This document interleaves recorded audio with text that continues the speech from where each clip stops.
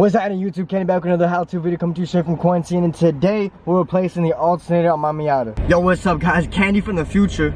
I forgot to say in the video exactly why I was doing this, so I wanted to put it in real quick. So O'Reilly offers this free service. If you bring in the alternator, they'll tell you exactly if your alternator is pushing out the proper amps it should be. If I'm not mistaken, I think for Miata it's 160 amps if I can remember correctly. My bad, I'm sweating, I'm in line. I'm actually troubleshooting an electrical problem. I'm having problems with my stereo system. It's really laggy sometimes, and sometimes when I start the car it takes a while to load up, and sometimes when I put it in reverse it doesn't go all the way.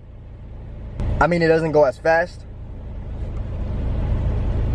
And it used to be really glitchy, but it only does it sometimes. I bought a new starter, but I want to see if it is the alternator before I do anything else. Your alternator is being held in by 2 bolts, so it's a whole lot easier than taking off the starter. So we're gonna start there. Removing the alternator is super simple. We do not need to jack up the car. What you are gonna need is to remove the charcoal canister that belongs right here and the splash guard underneath. It's optional, but it would be extremely helpful if you had the AC removed. The first screw is right there. Your second screw is a big bolt, which is right there underneath the belt. There's also 2 connections. This first one is being covered by a cap. All you gotta do is push on it and it clicks right out.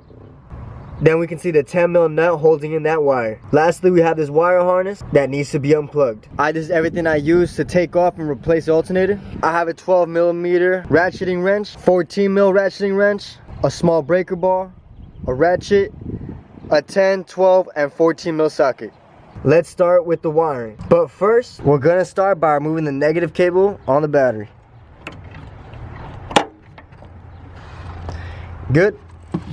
Go ahead and grab a 10mm with the ratchet and remove that wire.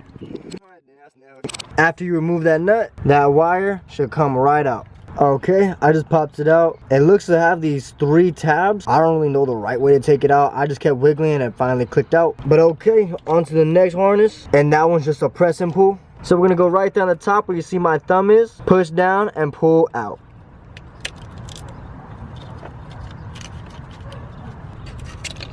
There you go. Move the wiring harness out the way. Now we're gonna work on the tensioner nut. And like I said, it's a 12mm bolt. I'm putting a 12mm socket against a breaker bar just to break it loose first. All right, we're pulling up. There you go. Gonna switch over to my 12mm swivel ratchet wrench. Okay, should be loose enough to tighten it with my hand. Perfect. We're gonna take this bolt all the way out. There you go. Okay, the last thing holding it is that 14mm bolt with that 14mm nut. Okay, want to show you the setup. Got a 14mm wrench right there on the back of the nut, and I have my breaker bar with the 14mm socket on the bolt. Time to pop this baby loose. Alright, we're going to go ahead and push down. There you go, broke it loose. Now we're going to leave the bar shooting straight down like that. Go around right here where I have my ratchet wrench. Take that baby out. Alright, got the nut off. Now this bolt should come right out. There you go. Now the only thing holding the alternator is the belt.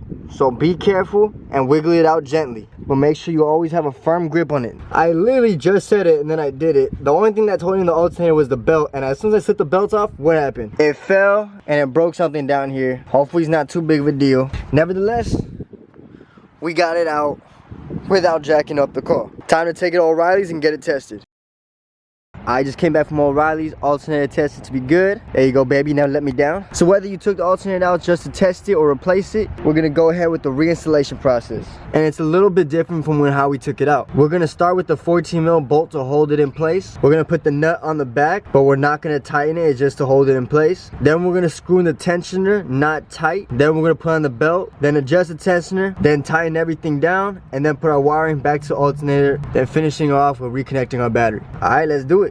Since the alternator is really heavy, you really want to visualize how you're going to do it before. Okay, you see this bracket sticking out? That has holes on the side. That's exactly where we took off the alternator. So we can see that bracket is going to fit right in between this. We're trying to guide the bracket in between these 2 holes, putting the bolt through the front right here. So exactly how we took it out, we're going to put the alternator on the floor and pick it up from the bottom. Okay, we're just going to pick it up from the bottom right there.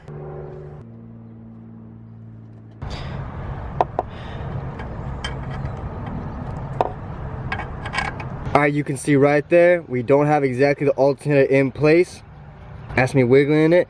And we're gonna try to slide the bolts in and try to keep wiggling it into place. It's really hard to record. Okay, as you can see, we got the bolt through the first hole, and that's the only thing that's being held in by. So now you just gotta keep shimming the alternator until you can get through the second hole and attach the nut loosely. Okay, we got that 14mm nut hand tightened on the back. You can't see it. Next, we're gonna work on the tensioner bolt. Now, like I said, you wanna go in with the game plan. So let me tell you the game plan. Unlike the bottom hole of the alternator, this top one is threaded. It goes through this block, but it also doesn't have threads at the end. This helps you find the hole without needing to thread right away. The goal is to get this bolt through the block, through that tensioner bracket, and into the hole. And then we're gonna hand tighten it in. Alright, nothing to it but to do it. Okay, so lift the alternator up. Don't really worry about where you're putting the tensioner in. Okay, we found the alternator hole, and now I'm hand tightening it in.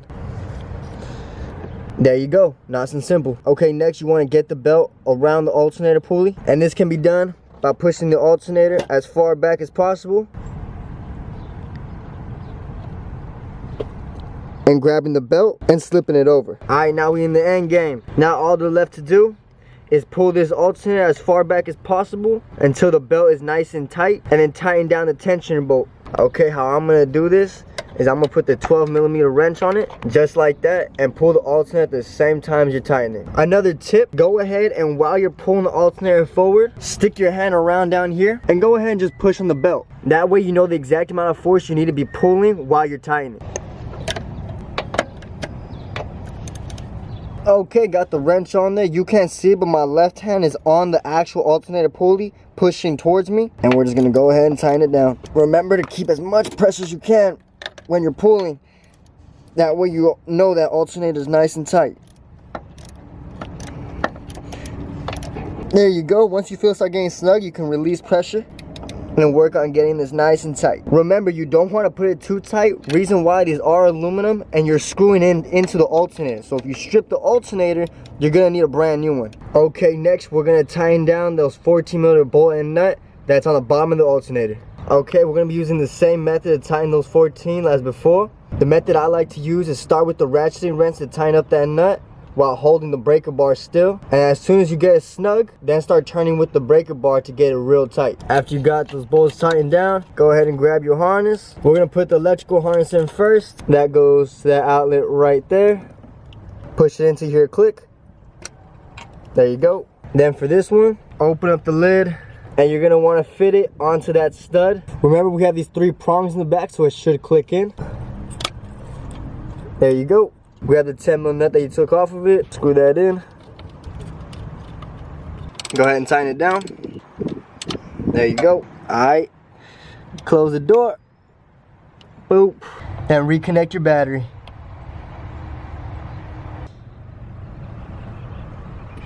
Let's start the car, make sure it's running. Let's check to see. Perfect. Okay, thank y'all so much for watching. If you found this video helpful, go ahead and check out some other videos on my channel. I'm sure there's gonna be more videos you like. With that being said, guys, thank y'all, and I'll see y'all in the next ad too. Bye.